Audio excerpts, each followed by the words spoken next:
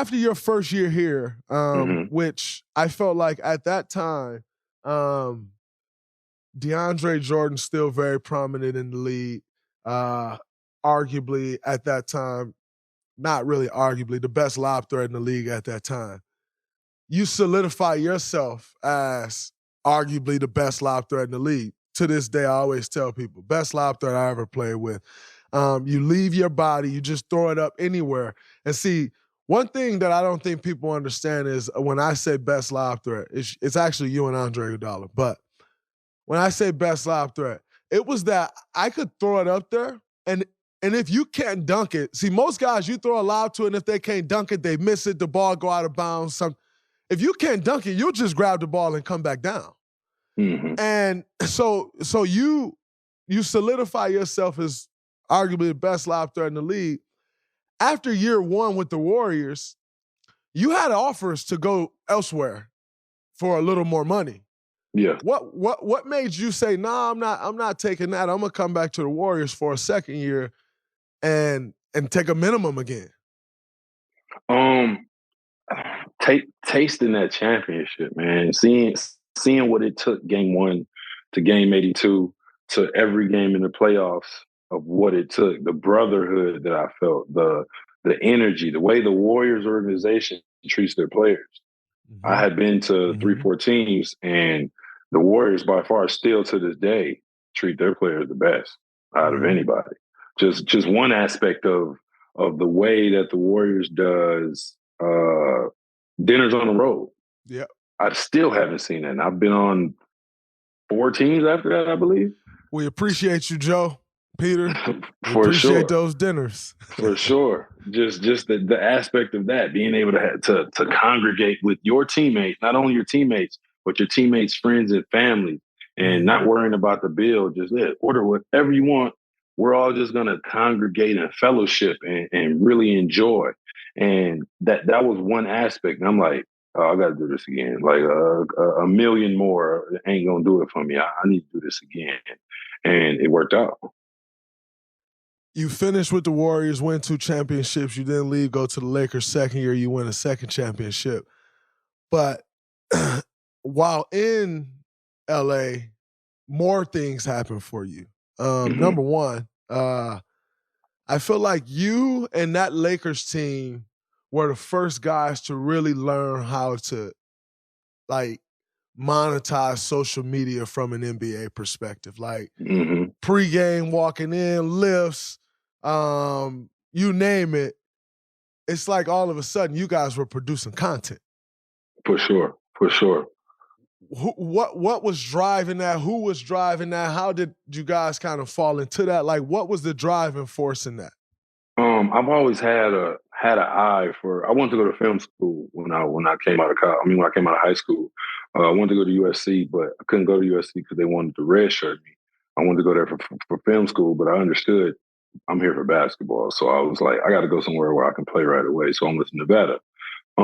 So when I went to the Lakers, that's Hollywood. You know what I'm saying? Like, it's Hollywood. The opportunities you get playing for the Lakers. I don't care if you're on the bench.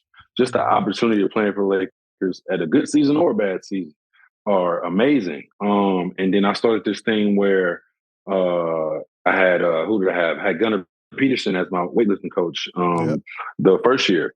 The thing about Gunnar is a celebrity trainer. Yes, he is. So content is Gunnar's thing. Gunnar loves content. Like, he loves it. So I would film every lift that I would do. And I was lifting every day. So I had content every day of 365 days of lifting on my page. So you would see a workout every day. And in the process of filming those things, I actually had to do those workouts. So I'm performing at an elite level also, and I'm getting that work in, but I'm also getting the content aspect of it. And at the same time, other GMs are seeing these workouts too. They're going to my Instagram seeing this. Other teams are seeing this. Coaches are seeing this and really seeing how locked in I really am and have been. I just never really put it out to the public. So when I got to LA, I made sure I got what is it called? Content team. I had a content team, and I made sure that I was putting out gems as much as possible. I like I was watching it at the time, and I'm like, man, like you, Bron, Kuz, like you name it, guys were literally producing content, and like you see a lot of that now in the NBA, but I don't think people realize how much of a difference 3-4 years can make. You know what I'm saying? Like, yeah, you see a lot of it now, 3-4 years later, but 4 years It ago, wasn't like that. No. and also kind of frowned upon. You had to. I was just about to say, you had to post stuff and be like, "Did we win this game?" Like, you had to really think about that. And it was even worse back, like my rookie year. I used to post stuff on YouTube, but it was before YouTube was actually YouTube. I don't even think you could monetize YouTube back then. I just liked content, and coaches, not coaches, but GMs and the upper staff would tell me like, you need to focus on basketball. There's other things. You don't need to be worrying about that content stuff and Twitter and all that stuff before my time by far. And the second year, I got the opportunity of going to the bubble when we won the championship, and I was the vlogger. I vlogged every moment in the bubble. Yep. And people loved it. They loved every moment of it. Me and Matisse Thybulle were the two guys who were vlogging, but they got knocked out of the playoffs. I vlogged all the way to the championship. Another flex, don't miss it. Don't miss the flex. something like nothing too crazy. I vlogged all the way to the championship, to us winning, to the in locker room celebration. I'm giving you content you will never see. You won't see that until the 30 for 30 comes out, or in 30 years. You see what I'm saying?